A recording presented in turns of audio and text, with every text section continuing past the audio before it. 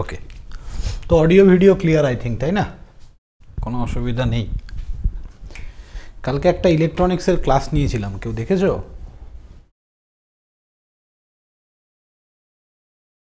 আমি ছিলাম স্যার। কি বোঝা গেছে ক্লাসটা?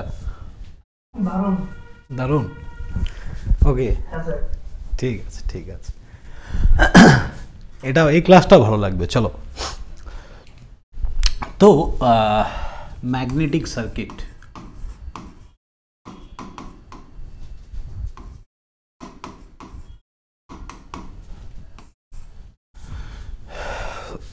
এটা হচ্ছে ভেরি বেসিক্স। তুমি মেশিন পড়তে যাও বা এসি ফান্ডামেন্টাল পড়তে যাও, যাই পড়তে যাও না কেন, ম্যাগনেটিক সার্কিট ছাড়া আমরা নেটওয়ার্ক থিওরির এসি ফান্ডামেন্টালও ভালো বুঝতে পারবো না, আর মেশিন তো বুঝতেই পারবো না। স্টার্টিং অফ মেশিন হচ্ছে ম্যাগনেটিক সার্কিট। ওকে, তো আজকে আমরা ফার্স্ট যেটা পড়বো, at first, what is magnet, বা ম্যাগনেট কত টাইপের হয়, টাইপ অফ ম্যাগনেট বলো।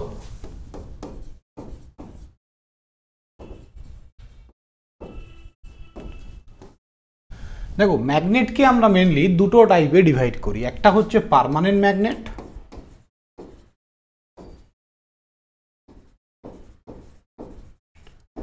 আর একটা হচ্ছে ভ্যারিয়েবল ম্যাগনেট।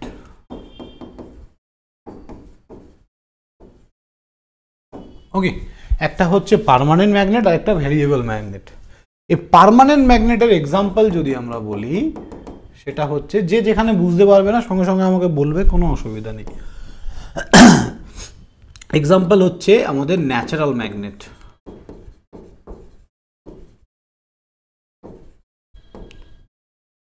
এক নম্বর। দু নম্বর, ইলেকট্রোম্যাগনেটের নাম শুনেছ? ইলেকট্রোম্যাগনেট কি জিনিস?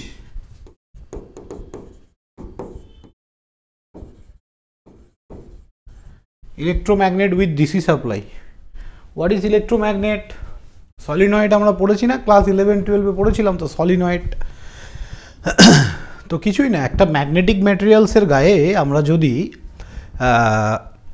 কোনো একটা কন্ডাক্টরকে, কারেন্ট ক্যারিং কন্ডাক্টরকে জড়িয়ে দিই, তখন সেটা আমাদের ইলেকট্রোম্যাগনেটে পরিণত হয়। মানে ইউজিং ইলেকট্রিসিটি আমরা ম্যাগনেটে পরিণত করছি। ওকে, আর ভ্যারিয়েবল ম্যাগনেট কি স্যার? ভ্যারিয়েবল ম্যাগনেট হচ্ছে ইলেকট্রোম্যাগনেট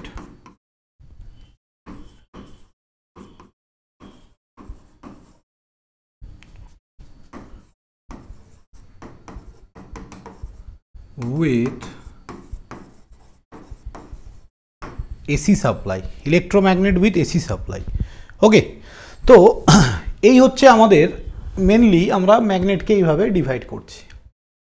এবার আমি তোমাদের এত বেসিক্সে যাচ্ছি না, ম্যাগনেটিক ম্যাটেরিয়ালস কি, this is the part of material science, ঠিক আছে? ওগুলো আমরা কোশ্চেন সলভ করতে করতে আমি বলে দেবো। আমি একটা বেসিক ধারণা তোমাদের, এবং যতগুলো ফর্মুলা আছে আমি আজকের ক্লাসে একটা সামারাইজ করে দেবো, কারণ ম্যাগনেটিক সার্কিট থেকে লাস্ট যতগুলো পরীক্ষা হয়েছে 4-5 নম্বর ম্যাগনেটিক সার্কিটেরই কোশ্চেন।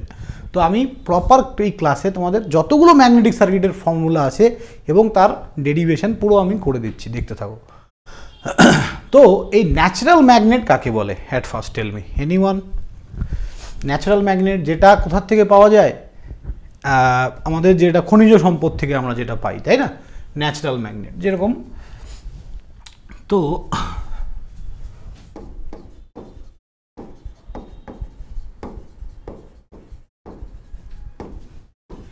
ন্যাচারাল ম্যাগনেট, এটা ধরো এন পোল, এটা এস পোল। তাহলে ন্যাচারাল ম্যাগনেট যেটা খনিজ সম্পদ থেকে পাওয়া যায়, এবার এটাকে আমরা কি করি না, এটাকে শেপ দেওয়া হয়, কাটিং করা হয়, দিয়ে আমাদের একটা ন্যাচারালি, যেমন স্পিকারের পেছনে যে ম্যাগনেটটা থাকে, যে কোনো স্পিকারের পেছনে, তো ওইটাই হচ্ছে আমাদের অ্যাকচুয়ালি ন্যাচারাল ম্যাগনেট। আরও অনেক জায়গায় কাজে লাগে। তাহলে এই ন্যাচারাল ম্যাগনেটের কি থাকে? একটা ম্যাগনেটিক রিজিয়ান। কি করে বুঝি আমরা? ধরো এইখানে যদি একটা আয়রন পিসেস নিয়ে আসি, তাহলে দেখবো যে একটা অ্যাট্রাকশন ফোর্স কাজ করছে। যত কাছে নিয়ে যাব তত অ্যাট্রাকশন ফোর্সটা বাড়ছে। কেন বাড়ছে? তার কারণ এই ম্যাগনেটের চারদিকে একটা ম্যাগনেটিক লাইন্স ক্রিয়েট হয়, এরকমভাবে ম্যাগনেটিক লাইন্স ক্রিয়েট হয়। ঠিক আছে, এগুলোকে আমরা কি বলি? Magnetic lines. এবার যত কাছে যাবে তত এই ম্যাগনেটিক লাইন্সের ডেনসিটি বাড়তে থাকে, ঘনত্ব বাড়তে থাকে। ওকে, তো এটাকে বলা হয় ম্যাগনেটিক লাইন্স। এইখান থেকে কনসেপ্ট আসছে ফ্লাক্সের। তাহলে what is flux? Flux nothing but a number of magnetic lines. Flux কি? Number of magnetic lines. অনেকগুলো ম্যাগনেটিক লাইন্সকে একসঙ্গে আমরা কি বলছি, বা অনেক নাম্বার অফ ম্যাগনেটিক লাইন্সকে আমরা কি বলছি? ফ্লাক্স। এই ফ্লাক্সকে আমরা ফাই দিয়ে লিখি এবং এর ইউনিট হচ্ছে ওয়েবার। ঠিক আছে, এবার এই যে আয়রন পিসটা আমি এখানে রাখলে যতটা অ্যাট্রাকশন হবে, আমি যদি এখানে রাখি অ্যাট্রাকশন ফোর্স বাড়বে। কেন স্যার? যত কাছে যাচ্ছি ম্যাগনেটিক লাইন্সের যে ডেনসিটিটা সেটা বেড়ে যাচ্ছে, ঘনত্ব বাড়ছে। তার মানে কি? ফ্লাক্সের ডেনসিটি বাড়ছে। তাহলে এই ফ্লাক্স ডেনসিটিকে বি দিয়ে লেখা হয়। ফ্লাক্স ডেনসিটি হচ্ছে ফ্লাক্স পার এরিয়া। যে কোনো জিনিসের ডেনসিটি, ঘনত্ব কার উপর ডিপেন্ড করবে? কতটা এরিয়ার মধ্যে তুমি যে জিনিসটাকে রেখেছো তার উপর ডিপেন্ড করছে। তাহলে flux density equals to flux per area. তাহলে এটা যদি আমি ইউনিট দেখতে চাই কি হবে? Weber per metre square. হ্যাঁ, আরেকটা ইউনিট আছে কি? পৃথিবীর সব থেকে ধনী লোক কে গো এখন? টেসলা, তাই তো? Elon Musk. ঠিক আছে, so this is the unit of flux density. তাহলে আই থিঙ্ক বুঝতে পারলে ফ্লাক্স ডেনসিটি জিনিসটা কি? কিছুই না, যেখানে ফ্লাক্সের ঘনত্ব বেশি সেটাই হচ্ছে ফ্লাক্স ডেনসিটি। চলো, এবার এই যে ম্যাগনেটিক লাইন্স দেখতে পাচ্ছ না, এই ম্যাগনেটিক লাইন্সগুলোর একটা পার্টিকুলার ডাইরেকশন থাকে এরকম। তাহলে স্যার এরকমই দিচ্ছেন কেন, উল্টো দিকে হলো না কেন? মনে রাখবে, ইন আ ম্যাগনেটিক ম্যাটেরিয়ালের ভেতরে ম্যাগনেটিক লাইন্সের ডাইরেকশন এস পোল থেকে এন পোলের দিকে, এবং in a air medium the direction of magnetic lines N pole to S pole. কি বললাম আমি লিখে দিচ্ছি, চলো। In a magnetic medium the direction of magnetic lines N to S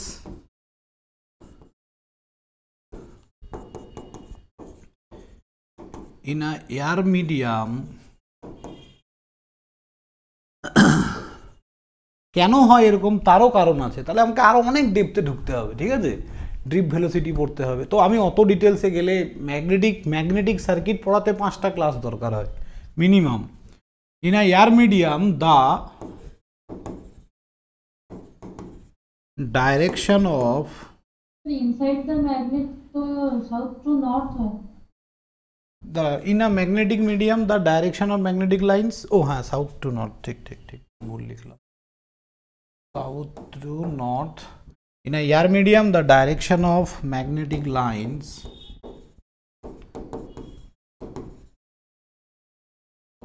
north pole to south pole. এই জন্য যখন আমরা ডিসি মেশিন পড়ি দেখবে এইভাবে, এটা যদি এন পোল হয়, এটা এস পোল হলে এখানে মাঝখানে এয়ার মিডিয়াম, ফ্লাক্সের ডাইরেকশন এন পোল থেকে এস পোলের দিকে দেখানো হয়, কিন্তু এটা ম্যাগনেটের ভেতরে এস পোল থেকে এন পোলের দিকে। তাহলে ম্যাগনেটিক লাইন্সগুলো কি হচ্ছে? কন্টিনিউয়াসলি কিন্তু এইভাবে রোটেট করে চলেছে। ওকে, এইভাবে আবার উপর দিকে এইভাবে রোটেট করে চলেছে। তাহলে ন্যাচারাল ম্যাগনেট জিনিসটা কি? I think clear. চলো, এবার নেক্সট আমরা আসছি হচ্ছে electromagnet with DC supply.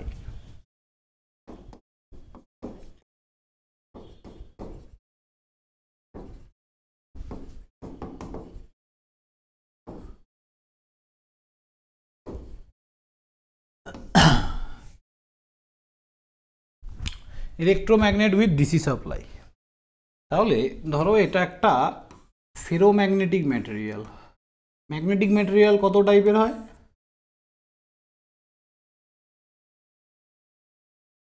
Ferromagnetic, paramagnetic, diamagnetic. তাহলে আমরা এখানে ফেরোম্যাগনেটিক কেন নিলাম? কি সুবিধে আছে এর? বলো। Sir high permeability. High permeability. Okay, permeability কি?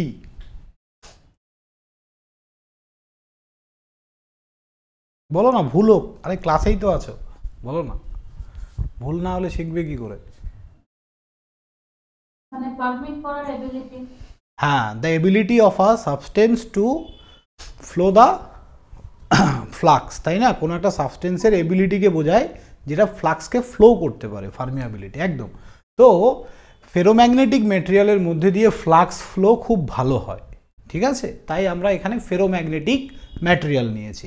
তাহলে ফেরোম্যাগনেটিক, ডায়াম্যাগনেটিক, প্যারাম্যাগনেটিক, কোনো একদিন সময় হলে এগুলো নিয়েও আলোচনা করা যাবে।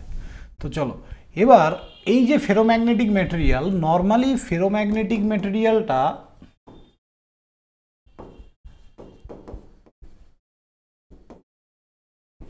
ট্রান্সফরমার বা ডিসি মেশিন বা ইন্ডাকশন মোটরে কি ধরনের ফেরোম্যাগনেটিক ম্যাটেরিয়াল ইউজ করি বা কি মেটাল ইউজ করি বলতে পারবে? Silicon steel. হ্যাঁ, সিলিকন স্টিল। Core material. হ্যাঁ, core material, core of a transformer, তাই না? চলো এবার আমি এখানে ডিসি দিয়েছি, এটা পজিটিভ, এটা নেগেটিভ। এই জিনিসটাকে আমি আরেকবার আঁকছি, দেখো। বলছি স্যার, কোনোদিন sir ferromagnetic, paramagnetic, diamagnetic material কোনগুলো সেটা একটু বলে দেবেন না? ঠিক আছে, তোমাদের দেখি আগে কোশ্চেনগুলো সলভ হোক, সময় থাকলে আমি তোমাদের ম্যাটেরিয়াল সায়েন্সের ক্লাস নেব। এবার এইখানে আমাকে বোঝাও এই দুটোর মধ্যে তফাৎ কোথায়, কি দেখতে পাচ্ছ, কি তফাৎ আছে? স্যার এই দুটোর মধ্যে তফাৎ হচ্ছে, যদি আপনি যেদিকে কারেন্টে যাচ্ছে ওইদিকে ফিঙ্গার করে রাখেন, তাহলে রাইট হ্যান্ড থাম্ব রুল দিয়ে দেখা যাবে ম্যাগনেটিক ফোর্সের কোন দিকে ম্যাগনেটিক ফোর্সটা ডিরেকশন দিচ্ছে। হ্যাঁ, মানে আমরা আপাতত এখানে কি দেখতে পাচ্ছি? এখানে ডিফারেন্স দেখতে পাচ্ছি স্যার, এটা একটা ম্যাগনেটিক ম্যাটেরিয়াল হলে এইখানে কারেন্ট এন্টারিং পজিশনটা ম্যাগনেটিক ম্যাটেরিয়ালের উপর দিয়ে, আর এটা পেছন দিয়ে, তাই না? দুটোর এন্টারিং পজিশন আলাদা আছে। তো তাহলে দেখো ভালো করে, ধরো এটা আমাদের ফেরোম্যাগনেটিক ম্যাটেরিয়াল, আর এই যে কন্ডাক্টর দেখতে পাচ্ছ, এই আমার 4টে আঙ্গুল, সার্কিটটাতে নর্থ মানে নর্থ পোল দিয়ে এমিট করছে, সাউথ পোল দিয়ে বেরিয়ে যাচ্ছে, যেটা আপনি সেকেন্ডেরটা দেখিয়েছেন। আমি আপাতত পোলের কথা বলিনি। হ্যাঁ ঠিকই আছে, ঠিকই বলেছ। দেখো তাহলে এটা আমাদের ফেরোম্যাগনেটিক ম্যাটেরিয়াল, এই 4টে আঙ্গুল ধরো আমার কন্ডাক্টর, তার। তাহলে এই যে এন্টারিং পজিশনটা, এখানে এন্টারিং পজিশনটা কি হচ্ছে? ফেরোম্যাগনেটিক ম্যাটেরিয়ালের ওপর দিয়ে এন্টার করছে, তখন ডাইরেকশন অফ ফ্লাক্স কি আছে? Upward direction.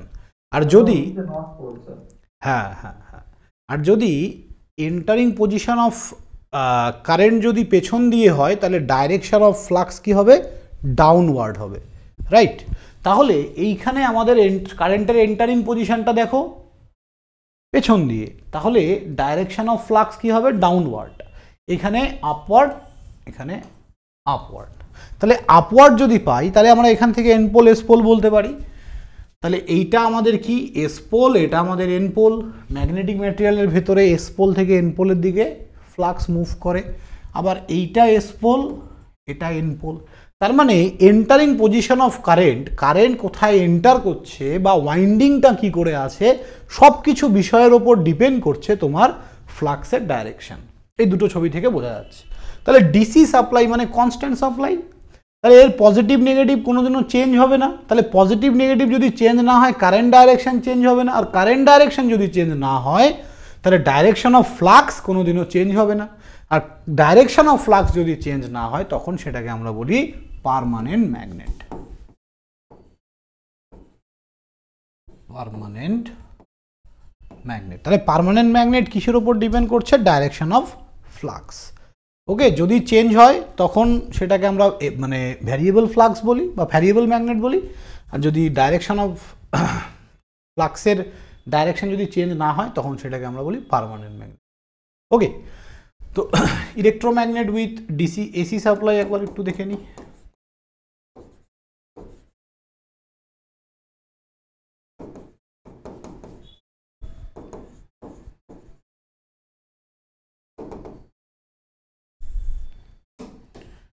Electromagnet with AC supply.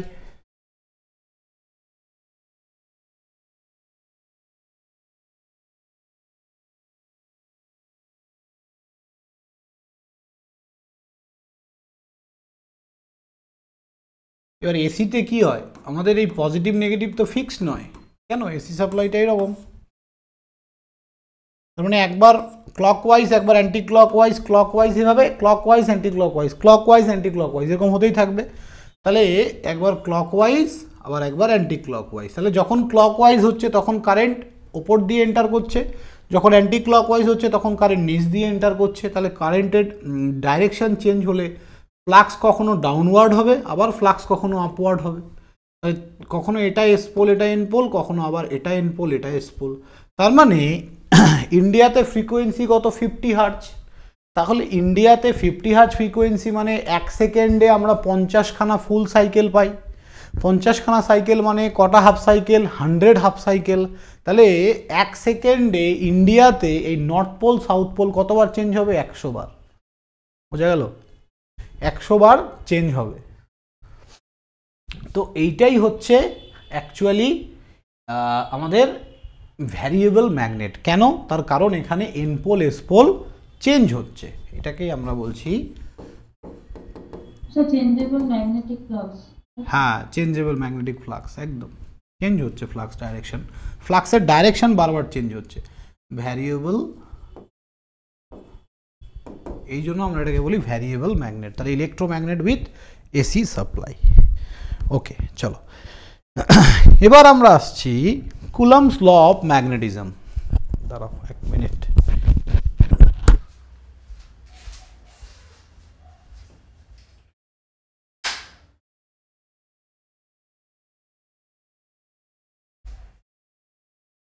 এতগুলো লাইট জ্বলে না, গরম লেগে যায়। কুলম্বস ল অফ ম্যাগনেটিজম, ঠিক আছে।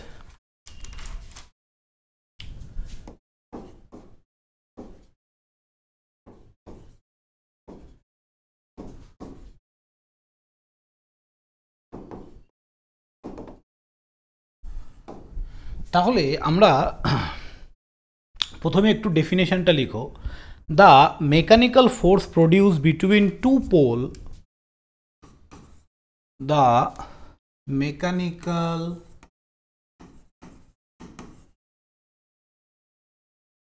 Force produce between two pole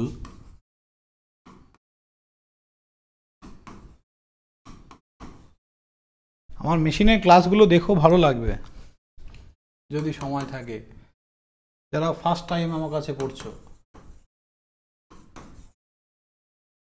directly proportional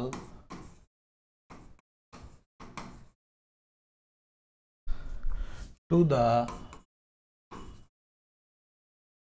product of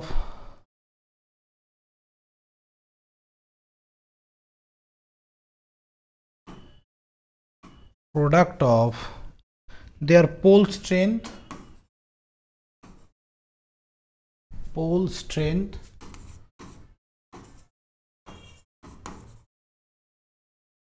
and inversely proportional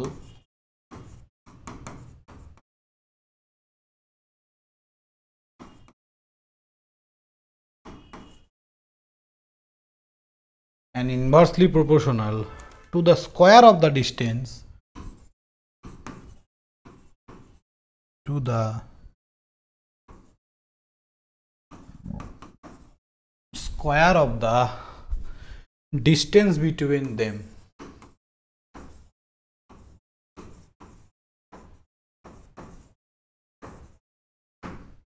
ওকে, তাহলে কি বললাম, the mechanical force produced between two pole is directly proportional to the product of their pole strength and inversely proportional to the square of the distance between them. তাহলে এইটা ধরো আমাদের N pole, এটা S pole. তাহলে কি বলেছে?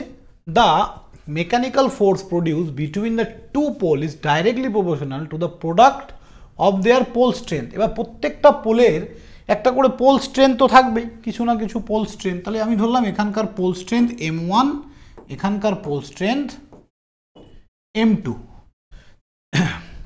এবার কি বলেছে? এটা ডাইরেক্টলি প্রপোর্শনাল কার সঙ্গে?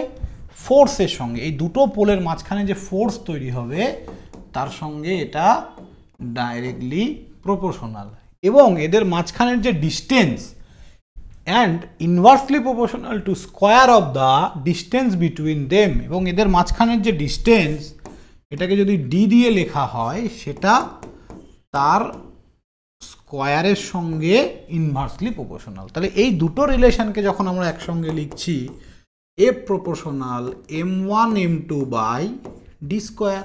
এই প্রপোর্শনালিটিটা উঠে গেলে এখানে কি বসে? একটা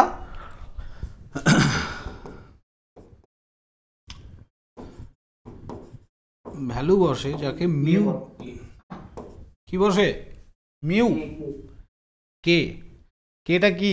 কনস্ট্যান্ট বসবে, সেই কনস্ট্যান্টটাই হচ্ছে মিউ, অ্যাবসলিউট পারমিয়াবিলিটি। ওকে, অ্যাবসলিউট পারমিয়াবিলিটি এর মানটা হচ্ছে 9 × 10⁹, মানে 1/4 মানে এয়ারের পারমিয়াবিলিটিটা, তাই তো স্যার? এয়ারের পারমিয়াবিলিটি নয় কিন্তু, এটা অ্যাবসলিউট পারমিয়াবিলিটি। এয়ার পারমিয়াবিলিটি কত? Epsilon 0 8.854 × 10⁻12 farad per metre. Epsilon 0 এটা নয়, এপসাইলন 0 ওটা ইয়ের ক্ষেত্রে। এটা কি? Coulomb's law of magnetism, Coulomb's law of ওই ইলেকট্রিক ফিল্ডের জন্য আমরা যখন কুলম্বস ল করি তখন ওখানে এপসাইলন 0 আসে, বুঝেছো? এটা অনেক বইতে তোমার মিউ 0 দেয়া আছে অ্যাকচুয়ালি। বুঝেছি স্যার। এটা আমরা এর মানটা হচ্ছে স্যার তাহলে ওই newton metre square per coulomb square, যেটা না, এটা পারমিয়াবিলিটি। পারমিয়াবিলিটি কি 4 পাই তোমার এটার অ্যাবসলিউট পারমিয়াবিলিটি দেয়া আছে। এটাকে এইভাবে লিখবো আমরা, M1 M2 by M0 into mu 0 into mu r into D square. এইটার ভ্যালু হচ্ছে 4 pi into 10⁻⁷ henry per metre. Permeability naught, this is not absolute. মানটা বলে দিয়েছি। হ্যাঁ, পারমিটিভিটি নয়, পারমিটিভিটি আলাদা, পারমিয়াবিলিটি আলাদা। ওকে, তো এই হচ্ছে কুলম্বস ল অফ ম্যাগনেটিজম। এবার আমরা আসছি পারমিয়াবিলিটি কি জিনিস, আসছি, এগুলো সব পড়াচ্ছি আমি আস্তে আস্তে, one by one.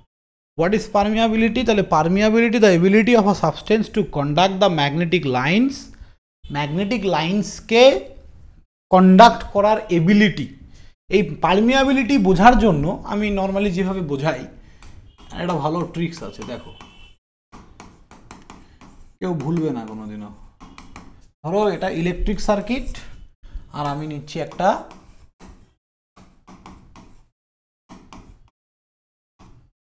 Magnetic circuit. Electric সার্কিটের মধ্যে দিয়ে এটা আমাদের, আমি কি করছি, কোনো ডিফারেন্স করছি না, কম্প্যারিজন করছি। ইলেকট্রিক সার্কিট আর ম্যাগনেটিক সার্কিটের মধ্যে কম্প্যারিজন করছি, ঠিক আছে? তো ফার্স্ট কম্প্যারিজন, এখানে আমরা ভোল্টেজ দিচ্ছি, রেজিস্ট্যান্স, এখান থেকে কারেন্ট ফ্লো করছে আই। তাহলে এইটাকে আমরা কি লিখি? V = I × R। সেমভাবে কোনো একটা ম্যাগনেটিক সার্কিটের মধ্যে, this is the magnetic material, এর মধ্যে দিয়ে ফ্লাক্স যাচ্ছে ফাই।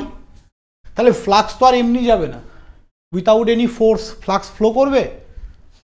তাহলে ম্যাগনেটিক সার্কিটে ফোর্স কে প্রডিউস করে বা কে দেয় ফোর্সটা, বলো? এমএমএফ এর নাম শুনেছো? হ্যাঁ, ম্যাগনেটোমোটিভ ফোর্স, এমএমএফ। তাহলে এমএমএফ, তাহলে এইখানে আমাদের ফোর্স কে দেয়? ভোল্টেজ বা ইএমএফ একই জিনিস, ভোল্টেজ। তাহলে ভোল্টেজ ফোর্স দিচ্ছে, তার জন্য কারেন্ট ফ্লো করছে। এমএমএফ ফোর্স দিচ্ছে, তার জন্য ফ্লাক্স ফ্লো করছে। এখানে কারেন্ট ফ্লোকে কে বাধা দেয়? রেজিস্ট্যান্স। এইখানে ফ্লাক্স ফ্লোকে কে বাধা দেয়? রিলাক্টেন্স। রিলাক্টেন্স এইভাবেও লিখে, আবার কোথাও কোথাও এইভাবেও লিখে। আমি এবার এটা অ্যাপারেন্ট পাওয়ার লেখা হয় বলে আমি আর দিয়ে লিখি, একটু আরটাকে একটু পেঁচিয়ে লিখতে পারো, কোনো অসুবিধা নেই, ঠিক আছে? তো দেখো কত সুন্দর, এই ভি ইকুয়ালস টু আইআরটাই কিন্তু এটা, কিছুই না। কম্প্যারিজন করে মনে রাখলে দেখবে ম্যাগনেটিক সার্কিট ইজি হয়ে যাবে অনেক, ঠিক আছে। ম্যাগনেটিক সার্কিটে সবাই, আমি একটা জিনিস ফিল করলাম, সবাই শুধু ফর্মুলায় ল্যাক করছে, ফর্মুলায়। কুলম্বস ল তো স্যার এই তো ইলেকট্রিক সার্কিটও আছে না স্যার? হ্যাঁ হ্যাঁ, Q1 Q2 by 4 pi into epsilon 0 epsilon r by L square. ওই ডিসটেন্স বিটুইন দ্য দুটো। হ্যাঁ হ্যাঁ, আমি তো ম্যাগনেটিক পড়াচ্ছি তো ওই জন্য ওটা নিয়ে এখন আপাতত বলছি না। দেখো আমি স্যার ভুলিয়ে ফেলি ওই দুটো কোন ম্যাগনেটিক সার্কিট। এবার তো মনে থাকবে, মিউ যখনই আসবে ম্যাগনেটিক সার্কিট, পারমিয়াবিলিটি ম্যাগনেটিক সার্কিটই থাকে, আর ই যখনই আসছে এপসিলন মানে ই মানে ইলেকট্রিক সার্কিট, হয়ে গেল। ঠিক আছে, এটা ভালো ট্রিক্স বলি, শোনো, কোনোদিন বলা হবে কিনা জানি না। আমি যেমন অনেক ট্রিক্সে মনে রাখি, যেমন ফ্লেমিং রাইট হ্যান্ড রুল একটা, আর একটা ফ্লেমিং লেফট হ্যান্ড রুল একটা, তাই না? এবার এই দুটোর মধ্যে মোটর জেনারেটরে কোনটা কাজে লাগে এই জিনিসটা অনেকে ভুলে যায়। যেটা আমি জানি যেটা হাতে টাকা আছে ওটা মানে জেনারেটরে যেটা উৎপন্ন করে সেটা রাইট হ্যান্ড রুল, মোটরে রাইট হ্যান্ড আর লেফট জেনারেটর, তাই না? দেখো ওর থেকেও একটা ভালো ট্রিক, জেনারেটর স্পেলিং এ কটা আর আছে গো? দুটো, এখানেও দুটো আর আছে। মোটর স্পেলিং এ একটা, এখানে একটা আর আছে, হয়ে গেল, কোনো ঝামেলাই নেই। আমি এটা মনে রাখি স্যার, রাইট হ্যান্ডের টাকা মানে হাতে টাকা জেনারেট করে তো ওই জন্য জেনারেটর রুল।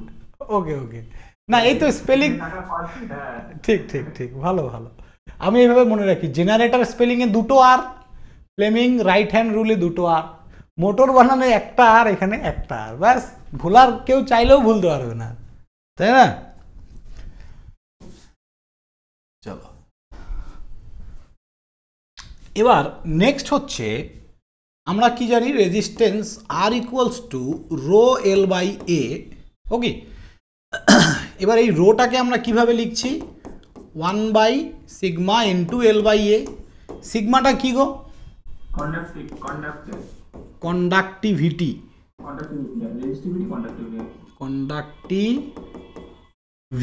তাহলে কন্ডাক্টিভিটি কি হচ্ছে? এ কি করে? রোধাঙ্ক বা রেজিস্টিভিটি, এই জিনিসটা কি করে? Ability of a substance to oppose the flow of current, current ফ্লোকে বাধা দেওয়ার ক্ষমতা। সেমভাবে এর উল্টোটা কি হবে? কারেন্ট ফ্লো করার ক্ষমতা, মানে কন্ডাকশনের ক্ষমতা, কারেন্ট কন্ডাকশন। যার কন্ডাক্টিভিটি যত ভালো হবে তার কারেন্ট ফ্লো তত ভালো হবে, এইভাবে বলতে পারি। এই যে ফর্মুলাটা, এই সেম রেপ্লিকা যখন আমি এখানে করব, তাহলে কি হচ্ছে? আর এর জায়গায় কি লিখব? রিলাক্টেন্স। 1 বাই সিগমার জায়গায় এখানে লিখব মিউ ইন্টু এল বাই এ। এটা length of conductor, cross section area of conductor, length of magnetic core, cross section area of magnetic core, সেমই। তাহলে এই সাবস্টেন্সটা যদি কারেন্ট ফ্লো করতে কাজে লাগে, তাহলে এই সাবস্টেন্সটা কি করবে? ফ্লাক্স ফ্লো করাতে হেল্প করবে, তাই না? তার মধ্যে যার পারমিয়াবিলিটি যত বেশি তার ফ্লাক্স ফ্লো তত বেশি হবে। তাহলে আমরা কম্প্যারিজন করে করে যদি মনে রাখি, ভোলার কোনো চান্স নেই, ফর্মুলাও ভুলবে না কোনোদিনও, ঠিক আছে? তো এইটা হচ্ছে আমাদের পারমিয়াবিলিটি।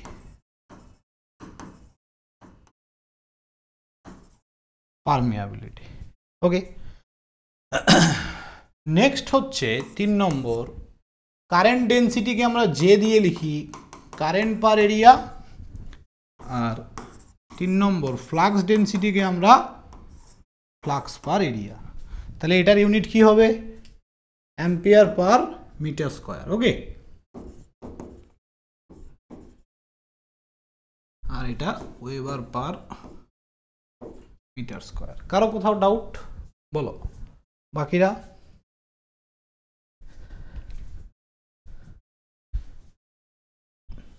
ওকে, ডাউট নেই। তাহলে পারমিয়াবিলিটি জিনিসটা কি বুঝতে পেরেছ? এই পারমিয়াবিলিটি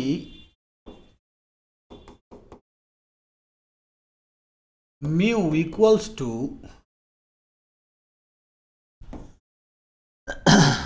ফ্লাক্স ডেন্সিটি বি। এটা ডাইরেক্টলি প্রপোর্শনাল টু কার সঙ্গে জানো? এইচ এর সঙ্গে। এইচ কি বলো তো? What is H?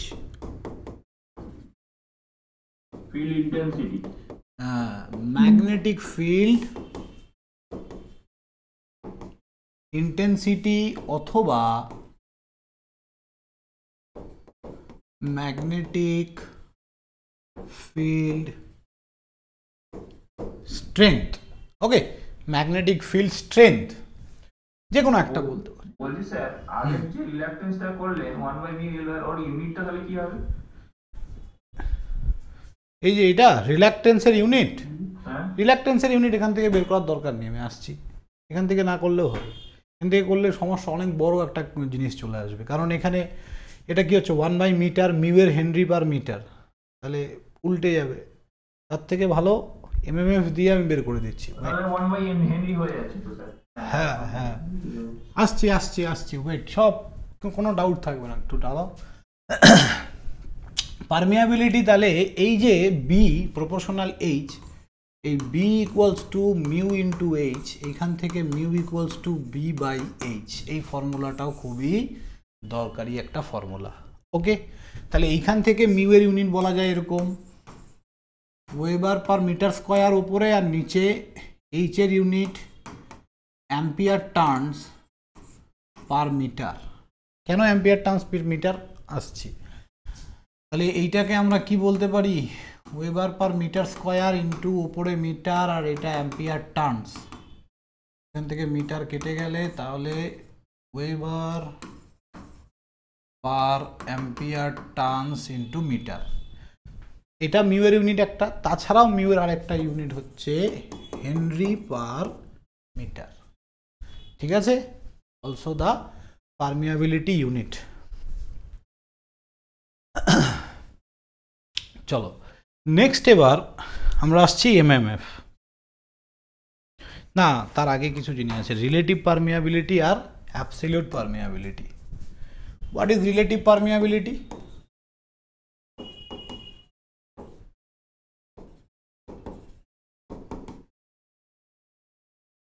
Absolute permeability equals to, শুধু মিউটাকে অ্যাবসলিউট বলা হয়, mu equals to mu zero into mu R. Mu জিরোটা কি স্যার? মিউ জিরো হচ্ছে এয়ার পারমিয়াবিলিটি।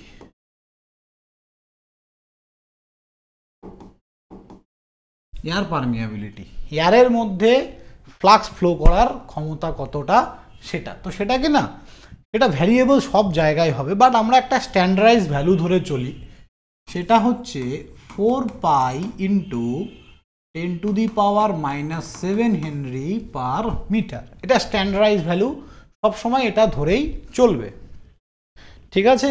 তাহলে এইখান থেকে আমরা মিউ আর ইকুয়ালস টু লিখতে পারি mu zero by mu by mu zero, mu by mu R, ভুল হয়ে গেল, mu by mu zero. Mu R equals to mu by mu zero, mu হচ্ছে absolute permeability by air permeability, ঠিক আছে। এবার যদি তোমাকে একটা কোনো কোশ্চেন দেয় যেখানে বলে দিল যে কোনো একটা অ্যাবসলিউট মিডিয়ামের পারমিয়াবিলিটি ধরো দিয়ে দিল 1000, সেক্ষেত্রে তার রিলেটিভ পারমিয়াবিলিটি কত হবে বলো? কিছুই না, কোনো একটা ফেরোম্যাগনেটিকের বলে দিল অ্যাবসলিউট পারমিয়াবিলিটি 1000, তাহলে তার মিউ আর কত হবে? তাহলে মিউ আর ক্যালকুলেট, মিউ জিরো সবসময় এটা দেয়া থাকবে না কখনো, এটা নিজেকে মনে রাখতে হবে। তাহলে 10⁻⁻7 এটা উপরে চলে গেল, এবার এটাকে তাহলে আমরা এরকম লিখতে পারি 1/4 পাই ইন্টু, এটা উপরে চলে গেলে 10⁻, বা নিচে চলে আসলে পরে 10⁻10, এটা 4 হচ্ছে না, 1/4 পাই ইন্টু 10⁻−10, তাই না, এরকম হতে পারে। এবার যদি বলে what is the relative permeability of air, এয়ারের রিলেটিভ পারমিয়াবিলিটি কত? রিলেটিভ পারমিয়াবিলিটি জিনিসটা কি ভালো করে বুঝবে আগে, কারো সাপেক্ষে, ঠিক আছে। রিলেটিভ পারমিয়াবিলিটি হচ্ছে ratio of absolute and air medium. এই জিনিসটাকে যদি ভালো করে বোঝাই, ধরো এটা একটা ট্রান্সফরমার কোর, এবার এই ট্রান্সফরমারের ভেতর দিয়েও ফ্লাক্স যাচ্ছে, আবার বাইরে দিয়েও ফ্লাক্স যাচ্ছে, তাই তো। কোরের মধ্যে দিয়ে কি ফ্লাক্স যায় না কারেন্ট যায় গো? ফ্লাক্স যায়। তাহলে এই যে ফ্লাক্সটা যখন যাচ্ছে পুরো ট্রান্সফরমারটা কি আমাদের ল্যামিনেট করা থাকে? Tell me. ট্রান্সফরমার এইখানে ওয়াইন্ডিং আছে, এই জায়গাটায় ল্যামিনেশন থাকে, তাই না? পুরোটাই কি ল্যামিনেশন থাকে? কোরটা ল্যামিনেট করা থাকে, কোরের প্রত্যেকটা স্লট ল্যামিনেট। এই জায়গাটাও যদি আমি পুরোটা এরকম ল্যামিনেটেড কোর, ভালো কথা। আমি যদি এইভাবে পুরোটা ওয়াইন্ডিংটা একদম ল্যামিনেশন দিয়ে ঢেকে দিই কি হবে? না না, মানে স্লটে স্লটে কাট করা থাকে। হ্যাঁ, তাহলে কোরগুলো প্রত্যেকটা স্লটে ল্যামিনেশন দেয়া থাকে। কেন দেয়া থাকে, কি কারণ? এডি কারেন্ট লসটাকে রিডিউস করার জন্য। এডি কারেন্ট লসের জন্য কি তৈরি হয়?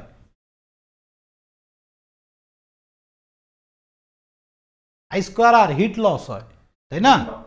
হ্যাঁ, তাহলে ল্যামিনেশন করে আমরা কি করি, ইডি কারেন্ট ফ্লোটাকে কমাই। তাহলে কারেন্ট ফ্লো করলে আই স্কোয়ার আর ড্রপ কমবে, সিম্পল। ঠিক আছে, বললাম তো আমার মেশিনের ভিডিও দেখবে, দারুণ লাগবে। ঠিক আছে, খুব সুন্দরভাবে বোঝানো আছে। চলো এবার এই যে আমি ট্রান্সফরমারের যে কোডটা, এটাকে যখন ধরো আমি বাজার থেকে ট্রান্সফরমার কিনে আনলাম, কোথায় ইনস্টল করব? এয়ার মিডিয়ামে না অন্য কোথাও? এয়ার মিডিয়ামে করতে হবে আমাকে, আমি তো জলের নিচে ইনস্টল করব না। তাহলে এই যে যখনই আমি ইনস্টলেশনটা করলাম, তার মানে কি ট্রান্সফরমারের মধ্যে দিয়ে যে ফ্লাক্স ফ্লো হচ্ছে সেটা কিছুটা এয়ার মিডিয়ামের মধ্যে দিয়েও ফ্লো করবে, কারণ পুরোটা আউটার লেয়ারটা পুরো ল্যামিনেশন করলে ফ্লাক্স তো কাটিংই হবে না। এইখানে যে ফ্লাক্সটা তৈরি হবে, এই ফ্লাক্সটা যদি পুরো ল্যামিনেটই করা থাকে, এখান থেকে ফ্লো করবে কি করে? হবে? হবে না তো।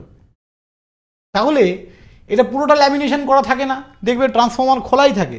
এবার কোনো একটা বাক্সর ভেতরে ঢোকানো আছে, সেটা আলাদা ব্যাপার, আমি সেটা বলছি না। যারা দেখবে ঝালটাল দিতে আসে পুরোনো দিনের ট্রান্সফরমার, ওরা বাক্স ছাড়াই আসে।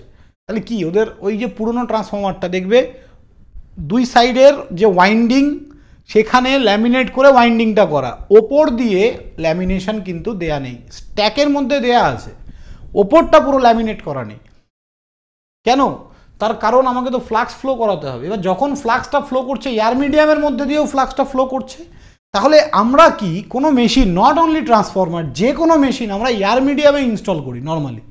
তাহলে যেহেতু আমরা এয়ার মিডিয়ামে ইনস্টল করি, তখন তার পারমিয়াবিলিটি ক্যালকুলেট করার জন্য আমরা রিলেটিভ পারমিয়াবিলিটি ক্যালকুলেট করি, কারণ এয়ারের সাপেক্ষে তার পারমিয়াবিলিটি কত। অ্যাবসলিউট মিডিয়ামের মধ্যে দিয়ে শুধু যায় না তো ফ্লাক্স, এয়ারের মধ্যে দিয়েও যায়। তাহলে দুজনের, তার মানে আমি যেমন এয়ার মিডিয়ামের সাপেক্ষে কতটা পারমিয়াবিলিটি যাচ্ছে, that is call relative permeability. এই জিনিসগুলোকে ভালো বুঝতে গেলে পরীক্ষায় 100-তে 80 পেয়েছো, তাহলে 100-তে পরীক্ষা অ্যাকচুয়ালি এয়ার মিডিয়াম তুমি কতটা অ্যাবসলিউট যাচ্ছে তার যে রেশিওটা, দ্যাট ইজ কল্ড আর রিলেটিভ পারমিয়াবিলিটি। ঠিক আছে, তো এই যে রিলেটিভ পারমিয়াবিলিটি, এবার আমি কোশ্চেনটা তোমাদের করলাম, what is the relative permeability of air? Tell me, এয়ারের রিলেটিভ পারমিয়াবিলিটি কত?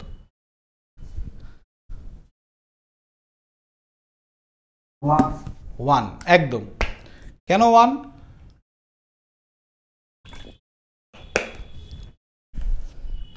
কারণ আমি এখন যে ম্যাটেরিয়ালটা ইউজ করছি এরকম নয়, মানে আমি অ্যাজ এ অ্যাবসলিউট মিডিয়ামটাকে এখন এয়ার ধরে নিচ্ছি। এয়ারের রিলেটিভ পারমিয়াবিলিটি বের করব যে কোনো, যদি তোমাকে বলা হয় ফেরোম্যাগনেটিক ম্যাটেরিয়ালের রিলেটিভ পারমিয়াবিলিটি কত, তখন তুমি জিজ্ঞাসা করবে আমাকে যে স্যার ফেরোম্যাগনেটিক ম্যাটেরিয়ালের অ্যাবসলিউট পারমিয়াবিলিটিটা আগে বলুন। তাহলে আমি বললাম 1000, তুমি বের করলে। আমি বললাম এয়ারের রিলেটিভ পারমিয়াবিলিটি, তুমি তখন কি বলবে? এয়ারের অ্যাবসলিউট পারমিয়াবিলিটি বলুন। এখন এয়ারের সাপেক্ষে এয়ারের পারমিয়াবিলিটি কত হবে? তাহলে ওপরেও এই মিউ ইকুয়ালস টু আপাতত আমার কাছে মিউ 0। এয়ার মিডিয়ামের সাপেক্ষেই সবাইকে করা হয়, তাহলে এয়ারের সাপেক্ষে এয়ারের রিলেটিভ পারমিয়াবিলিটি কত? 1। তাহলে 1 হয়ে যাবে। ওকে, ক্লিয়ার সবার কাছে? খুব ইম্পর্টেন্ট একটা কোশ্চেন। চলো এবার আমরা আসছি এমএমএফ, ম্যাগনেটোমোটিভ ফোর্স।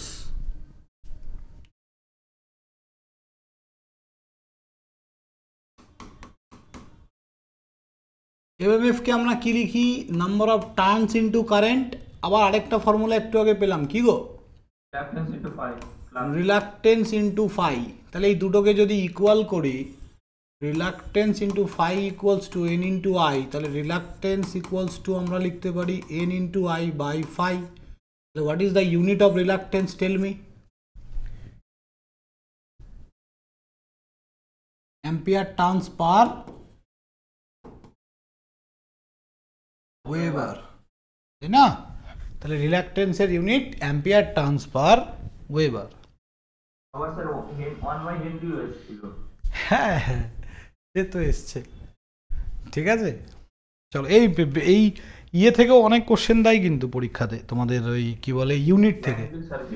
হ্যাঁ, ইউনিট থেকে অনেক কোশ্চেন দেয়। চলো এবার আসছি আমরা, রিলাক্টেন্স জিনিসটা কি? কারেন্ট ফ্লোকে বাধা, সরি, ম্যাগনেটিক সার্কিটে বাধা। হ্যাঁ হ্যাঁ, ফ্লাক্স ফ্লোকে বাধা দেওয়ার ক্ষমতা, মানে বাধা দেয় যে বাধা দেয়, তাই না? It is a measure of opposition offered by the magnetic circuit বা ম্যাগনেটিক লাইন্স বা ম্যাগনেটিক ফ্লাক্স, ঠিক আছে, অপোজিশন দেয়।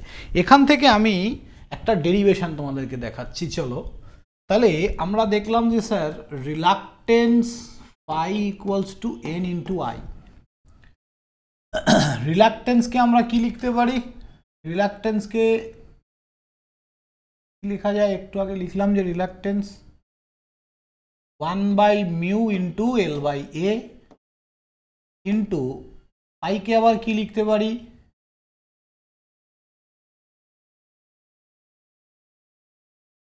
বি ইন্টু এ লেখা যায় না? ফ্লাক্স ডেন্সিটি ইকুয়ালস টু কি হয়? Flux per area. তাহলে flux equals to density into area. কি বললাম, বুঝেছো?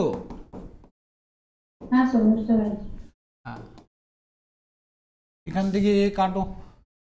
ফ্লাক্স ডেন্সিটিকে আবার কি লিখতে পারি? Mu into H.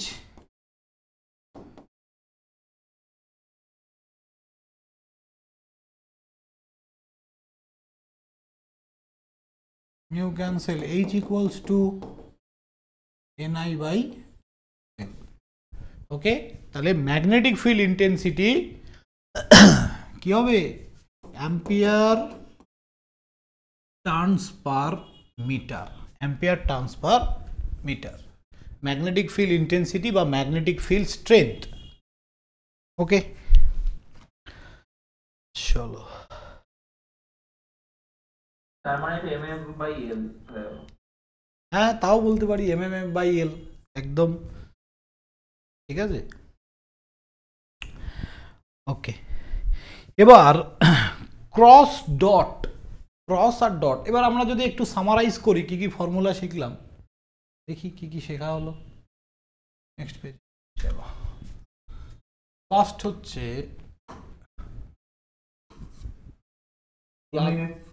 Flux density লিখলাম, flux per area. 2 number V equals to mu into H. 3 number mmx equals to n into I and mmx equals to reluctance into phi. 4 number reluctance equals to 1/μ into L by A. 5 number mu equals to কি বলতো, রিলাক্টেন্সে আর কি আছে?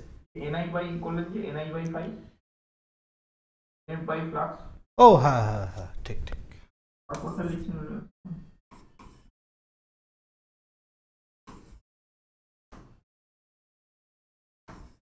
এটাই যে এখান থেকে করলেই চলে আসবে তো। তারপরে mu equals to mu 0 into mu R, আবার এখান থেকে মিউ এর আরেকটা ফর্মুলাও আছে, mu equals to B by H. Then আমাদের কি আসছে? এইচ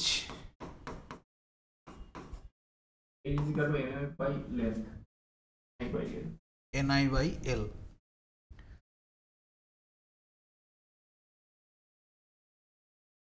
তো মোটামুটি এই ফর্মুলাগুলো একটু মনে রাখলে অঙ্কগুলো হয়ে যাবে, ঠিক আছে, পরে আরও ফর্মুলা আছে, যখন প্রবলেম করাবো তখন লাগবে বলবো, ঠিক আছে। চলো এবার আমাদের কিছু ডট ক্রসটা আমি একটা মাছ দিয়ে মনে রেখেছি। ডট ক্রসটা, হ্যাঁ ওটাই, এটা মাছ বা হোক বা তীর, এটা তীরের সামনের পয়েন্টটা হচ্ছে তোমার ডট আর পেছনটা হচ্ছে ক্রস, ঠিক আছে। তাহলে ধরো এটা একটা কন্ডাক্টর, এটা একটা কন্ডাক্টর, এই কন্ডাক্টরের ডট মানে এটা কন্ডাক্টর, মানে এটা একটা কন্ডাক্টর তার, তারটা আমি এখান থেকে কেটে দিয়েছি, এবার আমি এইভাবে দেখছি, ভালো করে বোঝো। তাহলে এই যে পেনের মাথাটা, কারেন্ট কি সামনের দিকে আসছে? তাহলে কারেন্ট যখন সামনের দিকে আসছে তখন আমি কি করব, এই যে এই থামটাকে পেনের সঙ্গে এইভাবে লাগিয়ে দেব, দিয়ে তাহলে এই জিনিসটা কি হচ্ছে, আমার ডাইরেকশন অফ ফ্লাক্স, থামটা এখন কারেন্ট ডাইরেকশন আর এটা ফ্লাক্স, তাহলে এইভাবে যদি লাগিয়ে দিই এটা ফ্লাক্স, তাহলে কি হচ্ছে, তাহলে আমার এইভাবে আসছে, মানে এটা ক্লকওয়াইজ না অ্যান্টি ক্লকওয়াইজ? Anti clockwise. হ্যাঁ অ্যান্টি ক্লকওয়াইজ। আর এটা সেমভাবে আমি এইভাবে যদি লাগিয়ে দিই, এরকম যদি দেখি, তাহলে ক্লকওয়াইজ, পেছন দিয়ে চলে যাচ্ছে এটা ক্লকওয়াইজ, ঠিক আছে। তাহলে ক্রসের জন্য ক্লকওয়াইজ আর ডটের জন্য অ্যান্টি ক্লকওয়াইজ।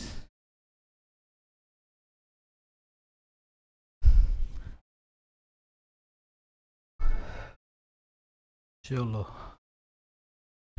নেক্সট হচ্ছে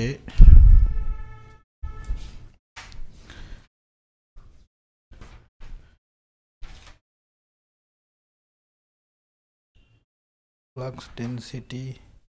হ্যাঁ মোটামুটি এইটুকু যদি আমরা একটু নলেজ থাকে, আমার একটু দরকার ছিল, হয়ে যাবে, চাপ নেই। আর কোনো টপিক তোমরা ম্যাগনেটিক সার্কিট থেকে জানতে চাও বলো?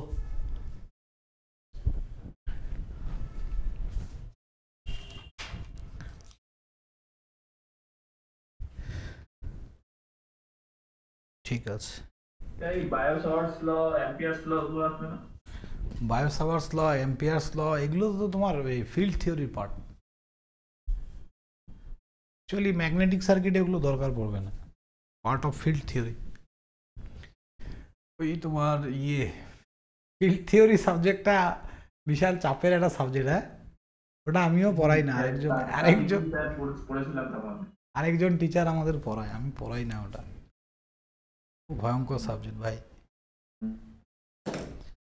ঠিক আছে, হ্যাঁ বিএইচ কার্ভ, বিএইচ কার্ভ খুব সুন্দর করে বোঝানো আছে অলরেডি। বিএইচ কার্ভ আমি এইভাবে বোঝাতে পারবো না, বিএইচ কার্ভ বোঝানোর জন্য তোমাদের আগে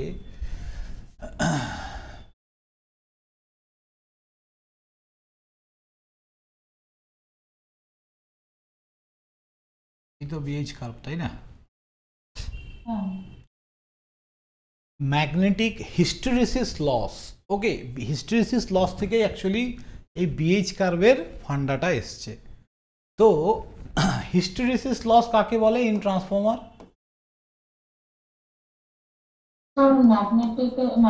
রিটেনটিভিটি প্রপার্টির জন্য যে লসটা, রিটেনটিভিটি প্রপার্টির জন্য লসটা কেন হচ্ছে? দেখো কোনো একটা ম্যাগনেটকে যদি আমরা একবার ম্যাগনেটাইজ করি, সে কি করে, তার ম্যাগনেটিক প্রপার্টিকে হোল্ড করে, এটা ওর ধর্ম। যে কোনো ম্যাগনেটেই একবার যদি তুমি ম্যাগনেটাইজ করো, তাহলে ধরো এটা একটা ম্যাগনেট,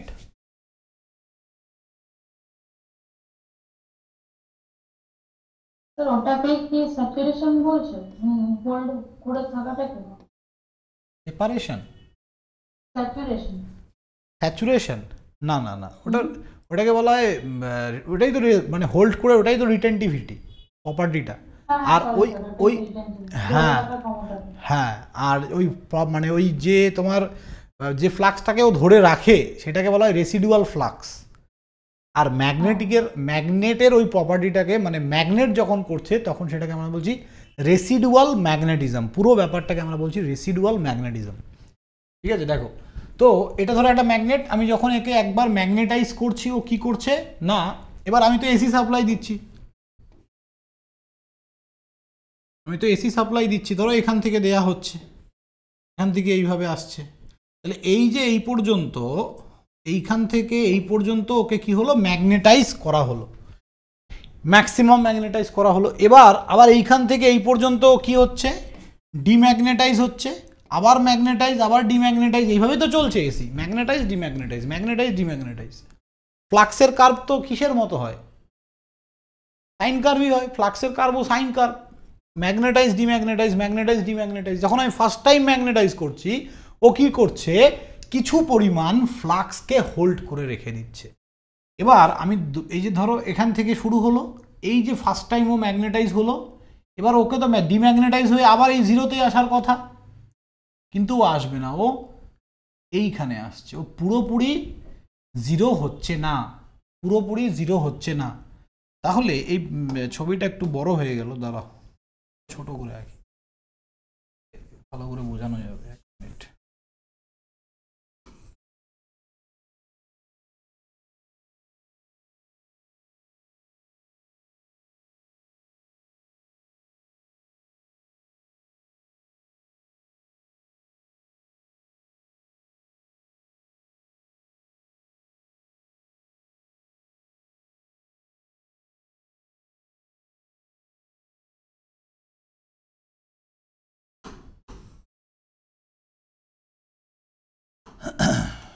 ঠিক আছে, দেখো এটা অ্যাকচুয়ালি আসার কথা, এই যে হোয়াইট কালারের যে লাইনটা, এটা জিরোতে আসার কথা, কিন্তু ও এখানে না আসে এই পথে এসে এখানে আসছে, যখন ব্যাক করছে, ডিম্যাগনেটাইজ হচ্ছে।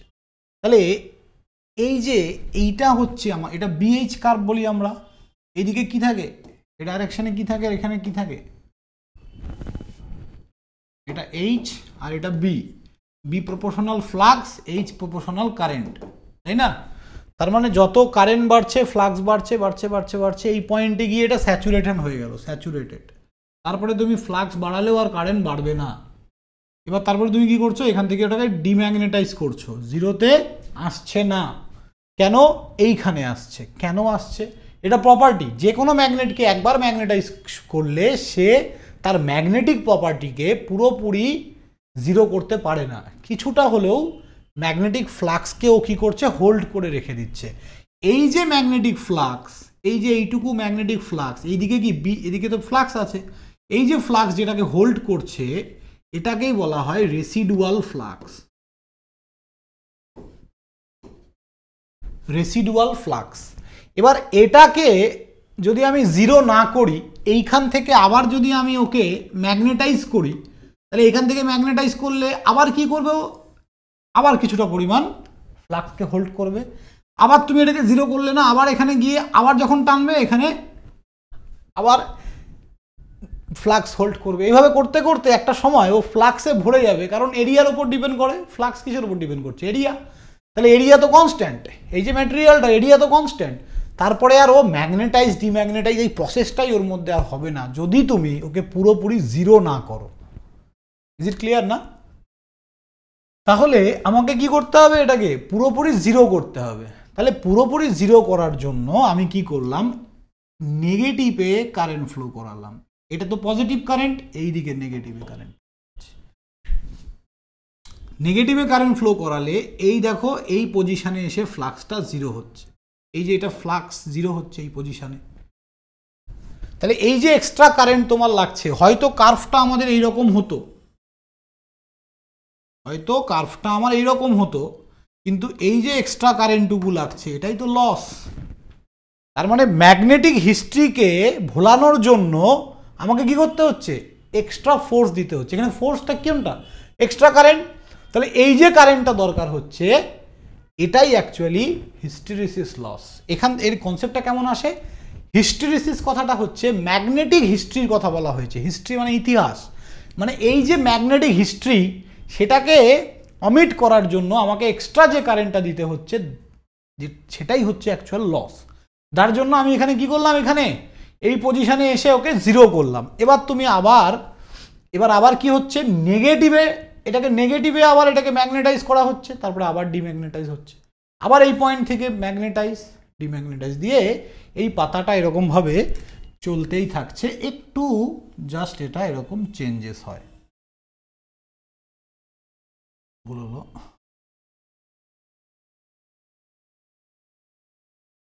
এরকমভাবে প্রত্যেকটা সাইকেলে এই যে নেগেটিভে ম্যাগনেটাইজ, আবার ডিম্যাগনেটাইজ, আবার পজিটিভে ম্যাগনেটাইজ, ডিম্যাগনেটাইজ, নেগেটিভ ম্যাগনেটাইজ, ডিম্যাগনেটাইজ। তাহলে এইটা হচ্ছে পজিটিভ জন্য, এটা আবার নেগেটিভের জন্য, ঠিক আছে। আর এই যে ম্যাগনেটিক প্রপার্টি হোল্ড করে রাখছে, এটাকে আমরা অ্যাকচুয়ালি বলছি রিটেনটিভিটি। আর কি বুঝতে পারলে বিএইচ কার্ভটা বলো? তো এই বিএইচ কার্ভ, এই কার্ভটাকে কি বলে জানো? এই ফার্স্ট যে কার্ভটা তৈরি হয় এটাকে বলা হয় ভার্জিনাল কার্ভ। ভার্জিনাল কার্ভ ফার্স্ট যে কার্ভটা আসে। ওকে, তো মেশিন সাবজেক্টটা পড়বে, ভালো লাগবে। প্রত্যেকটা সাবজেক্ট ভালো পড়ানো আছে, power system, machine, power electronics, যাই দেখবে ভালো লাগবে, ঠিক আছে। আশা করি বুঝতেও পারবে আমার class. Okay, so thank you, রাখছি, হ্যাঁ।